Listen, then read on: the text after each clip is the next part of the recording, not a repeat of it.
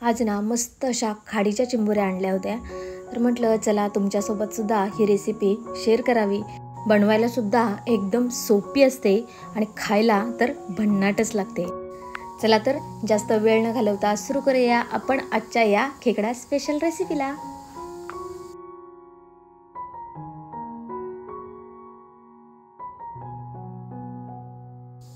चला तर पहिला मी जाऊन आलेले आहे मार्केटमध्ये आणि आज आमच्या कोडूसचा शुक्रवारचा बाजार होता, तर भरपूर मच्छा बघितल्या, पण आज मला ना खेकडा दिसला, म्हणजेच खाडीच्या चिंबोऱ्या दिसल्या।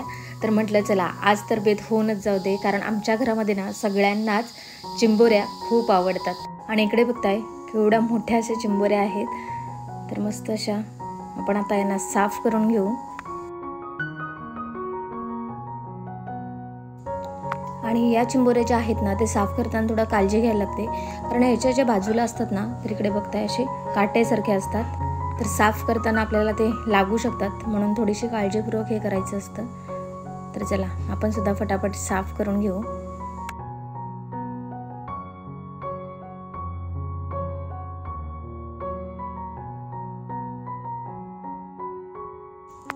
तर इकडे मी स्वच्छ असे त्यांना घासून घेतलेला आहे आणि पाण्याने धुवून घेतलेला आहे आणि फांगडे वगैरे काढून घेतलेले आहे। काही ठिकाणी या चिंबोऱ्या पूर्ण खोलून साफ केल्या जातात, पण आमच्याकडे याच पद्धतीने केल्या जातात, तर मी अशाच केलेल्या आहेत। तर इकडे मी गॅसवर पातेला ठेवलेला आहे, त्याच्यामध्ये तेल, दालचिनी, तेजपत्ता आणि लसूण टाकून घेतलेला आहे आणि त्यानंतर कांदा टाकून आपल्याला मस्त हे लाल होईपर्यंत परतून घ्यायचं आहे।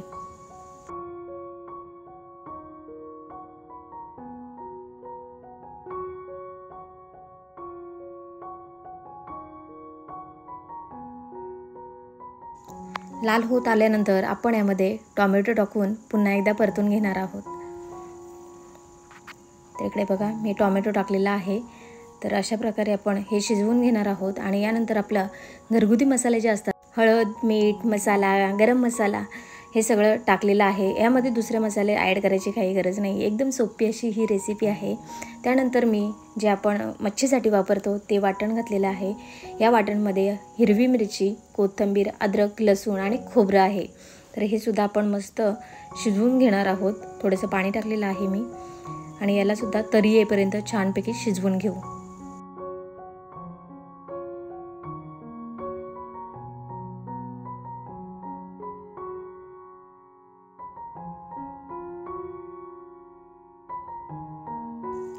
तर मसाला इकडे छानपैकी शिजलेला आहे, म्हणजे छानपैकी तर्री आलेली आहे। तर आता या चिंबोऱ्या ज्या आहेत त्या आपण मसाल्यामध्ये आपण ॲड करून छानपैकी मिक्स करून घेणार आहोत।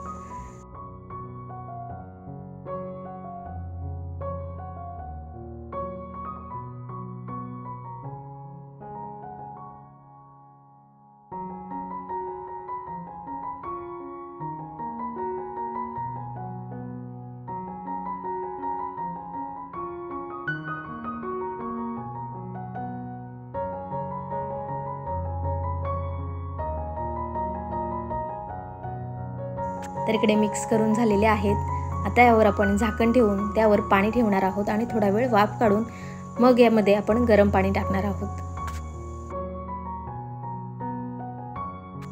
तर इकडे छानपैकी वाफ आलेली आहे आणि आता आपण हे जे गरम पाणी आहे ते यामध्ये ॲड करून पुन्हा एकदा शिजायला ठेवणार आहोत। तर आपल्याला यामध्ये भरपूर सारा पाणी घालायचं आहे, कारण चिंबोऱ्या ज्या आहेत त्या शिजायला थोडासा वेळ लागतो।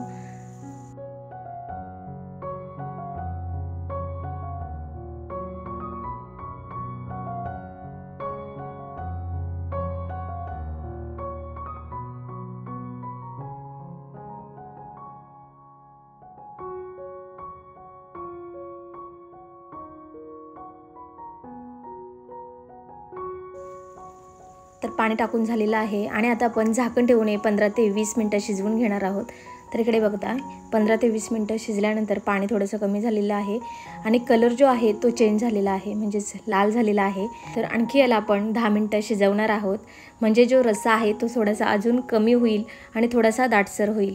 आणि हां, जर तुम्ही आपल्या चॅनलवर नवीन असाल आणि माझ्या या रेसिपीज तुम्हाला जर आवडत असतील तर प्लीज आपल्या चॅनलला सबस्क्राईब करून घ्या, जेणेकरून असेच नवनवीन व्हिडिओ तुम्हाला आपल्या या चॅनलवर बघायला मिळतील। चला तर 10 मिनिटानंतर आपली ही रेसिपी जी आहे ती तयार झालेली आहे. तर तुम्हीसुद्धा तुमच्या मुलांना, घरातल्यांना नक्कीच खाऊ घाला, त्यांनासुद्धा नक्की आवडेल. चला तर खात राहा, स्वस्त राहा आणि मस्त राहा. पुन्हा एकदा भेटूया अशाच नवीन एका ब्लॉगमध्ये. तोपर्यंत बाय बाय.